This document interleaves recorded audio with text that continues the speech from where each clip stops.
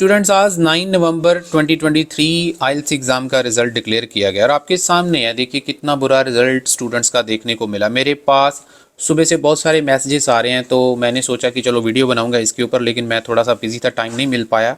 तो आप लोग देखिए, आपके सामने देखिए, लिसनिंग में कितना अच्छा स्कोर है, रीडिंग में कितना अच्छा स्कोर है, राइटिंग में, लेकिन स्पीकिंग में इनका स्कोर नहीं आया। तो ये एक बहुत बड़ी प्रॉब्लम चल रही है इस टाइम पे। स्पीकिंग में स्कोर नहीं आ रहा है और बहुत सारे स्टूडेंट का स्कोर राइटिंग में भी नहीं आ रहा है इस टाइम पे। रीडिंग में स्कोर ठीक आया, लेकिन राइटिंग में भी नहीं आया। अभी मैं सारी आपको नहीं दिखा पाऊंगा, आज मैंने पोस्ट भी नहीं डाली है। तो आप लोगों को ये जानना पड़ेगा कि इसका क्या रीजन है, क्यों स्कोर नहीं दे रही है आईडीपी। ये सब चीजों को आपको देखना पड़ेगा। तो पहले हम राइटिंग की बात कर लेते हैं कि राइटिंग में आखिरकार ऐसा क्या हुआ था कि राइटिंग में स्कोर नहीं आया स्टूडेंट का। ये वाला उनको टास्क आया था टास्क 1 में और ये वाला टास्क 2 आया था। इसके ऊपर मैंने वैसे ऑलरेडी एक वीडियो बनाया था, मैंने आप लोगों को पहले ही बता दिया था कि आप लोग बहुत बड़ी गलती करने वाले हो। बहुत सारे स्टूडेंट को इसका मीनिंग नहीं पता था, मल्टीनेशनल ऑर्गेनाइजेशंस क्या होती हैं। तो मल्टीनेशनल ऑर्गेनाइजेशंस जो होती हैं वो बहुत इंपॉर्टेंट वर्ड था। अगर किसी को ये समझ में नहीं आया तो उसका तो 100% गलत ही होना था। लेकिन इसके साथ साथ एक और भी चीज़ उन्होंने एक बहुत बड़ा ट्रिक खेला था, मैंने आपको बताया था। इसमें एक वर्ड यूज़ किया गया है, द बेस्ट वे।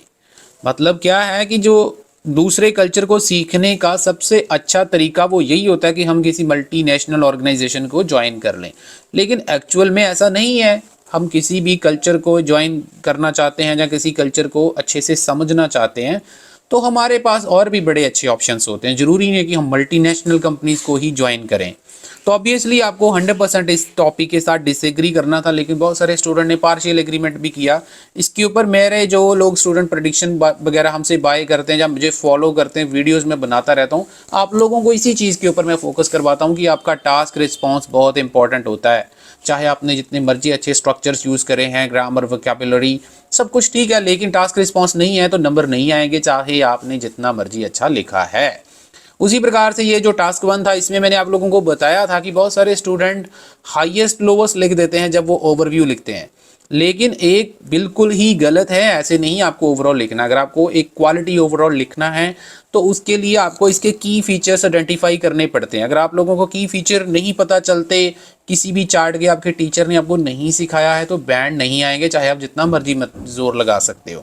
लेकिन मैंने आपको, आप मेरी वीडियो देख सकते हैं, 9 नवंबर का जिस दिन एग्ज़ाम हुआ था उसके नेक्स्ट डे मैंने वीडियो बनाई थी। मैंने सारा आपको एक्सप्लेन किया था, ये वाला भी एक्सप्लेन किया था, उसके बाद वाला भी एक्सप्लेन किया था, टास्क 2 भी।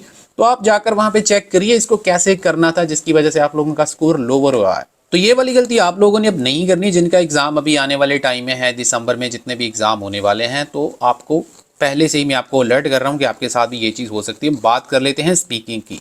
स्पीकिंग का जो सबसे बड़ा रीज़न है, आप लोग देख सकते हैं, इसमें आपके सामने मैंने एग्जाम्पल भी बताया, 5.5 स्कोर आया। सबसे बड़ा रीज़न है ऑनलाइन प्रैक्टिस की कमी। आप लोग ऑफलाइन इंस्टीट्यूट ज्वाइन कर लेते हैं, वहाँ पर ऑफलाइन स्पीकिंग होती है, वैसे भी टीचर भी इतने कोई सिंसियर नहीं होते। वो सिंपली +2 उन्होंने करी होती है, जहाँ मतलब किसी के बैंड आ जाते हैं तो वही बंदा आपकी स्पीकिंग लेने बैठ जाता है। देखो, एक्सपीरियंस नाम की भी कोई चीज़ होती है। एक्सपीरियंस टीचर आपको जो बता सकता है वो दूसरा नहीं बता सकता, चाहे उसके खुद के, चाहे उसके 6, 7, 8 बैंड आ गए हैं। इसका मतलब ये बिल्कुल नहीं है कि वो टीचर बनने के काबिल हो गया। टीचिंग स्किल्स अलग लेवल की स्किल्स होती हैं। तो आपको एक्सपीरियंस टीचर के साथ स्पीकिंग करनी चाहिए, तभी आपको फ़ायदा होगा। इस टाइम पे स्पीकिंग में बहुत बुरे हाल है। और दूसरा बड़ा रीज़न, आपको स्पीकिंग पार्ट 3 की प्रैक्टिस की बहुत ज़्यादा कमी। मैंने देखा है, मेरे पास भी बहुत सारे दूसरे इंस्टीट्यूट से पढ़ के स्टूडेंट्स आते हैं, लेकिन जब मैं उनके साथ स्पीकिंग करता हूँ मैं सरप्राइज़ हो जाता हूँ कि यार ये पार्ट 3 के क्वेश्चंस के आंसर्स कैसे कर रहे हैं। तो पार्ट 3 में ही वो आपको फंसाते हैं। पार्ट 1 आपका अच्छा चला जाता है, पार्ट 2 भी अच्छा चला जाता है, लेकिन पार्ट 3 जो है उसमें आप लोगों के बुरे हाल हो जाते हैं, पसीने छूट जाते हैं। जब एग्जामिनर आपको क्रॉस क्वेश्चनिंग करते हैं, जब आपको वाई बोलते हैं, जब आपको हाउ बोलते हैं, तो आप परेशान हो जाते हैं। तो ये भी मैंने देखा, मेरे पास कितने दिन से ये भी मैसेज आ रहे हैं कि सर जो एग्जामिनर हैं स्पीकिंग के, वो हर क्वेश्चन को बोलने के बाद थैंक यू बोलते हैं, जब हम आंसर कंप्लीट करते हैं फिर से थैंक यू बोलते हैं। देखो भाई, ये सब चीज़ों से आपकी स्पीकिंग का कोई लेना देना नहीं है। मैं आप लोगों को पहले भी बहुत बारी क्लियर कर चुका हूँ। आपका अपने क्वेश्चन जो उसने पूछा है उसकी एक्सप्लेनेशन, लॉजिकल और रीजनिंग कितनी अच्छे तरीके से आप एक्सप्लेन करते हो, वो चीज़ मैटर करती है। वही चीज़ आपका स्कोर लेके आने में हेल्प करेगी। तो ये वीडियो इसी चीज़ के ऊपर मैंने बनाया है कि आपको इन चीज़ों के ऊपर फोकस करना है। अगर आप लोग ऑफलाइन प्रैक्टिस कर रहे हैं, बढ़िया है, मैं नहीं बोलूँगा गलत चीज़ है, लेकिन ऑनलाइन भी आपको प्रैक्टिस करनी चाहिए। आप अपने टीचर को बोलो कि हमारी स्पीकिंग जूम के ऊपर या गूगल मीट के ऊपर कंडक्ट करे, क्योंकि उसमें 2-3 सेकंड का डिले होता है। जब आप स्पीकिंग देने जाते हो तो डिले जो है, स्पीकिंग में जो डिले होता है ना, वो हमें तंग परेशान करता है। उसकी वजह से हमारा कई बार इंटरप्शन हो जाती है, जिसकी वजह से वो कम्युनिकेशन में गैप रह जाता है। कई बार एग्जामिनर भी उस चीज़ से थोड़ा वो इरिटेट हो जाता है, उसको लगता है कि इसको समझ में नहीं आ रहा हो जो मैं पूछ रहा हूँ। तो बार बार, अगर ऑब्वियस बात है, कोई भी क्वेश्चन बार बार रिपीट करना पड़ेगा एग्जामिनर को, तो वो ऑब्वियसली आपको बैंड स्कोर देने में थोड़ा सा जो है वो हेजिटेट करेगा। तो मैं आप लोगों को ये दो एडवाइस देना चाहता हूँ कि आप लोग क्वेश्चन के ऊपर थोड़ा फोकस करें, टास्क रिस्पांस के ऊपर फोकस करें, और इधर जो मैंने बताया ऑनलाइन स्पीकिंग की प्रैक्टिस और पार्ट 3 के ऊपर ज़्यादा फोकस करें। क्यू कार्ड इतना इंपॉर्टेंट नहीं है।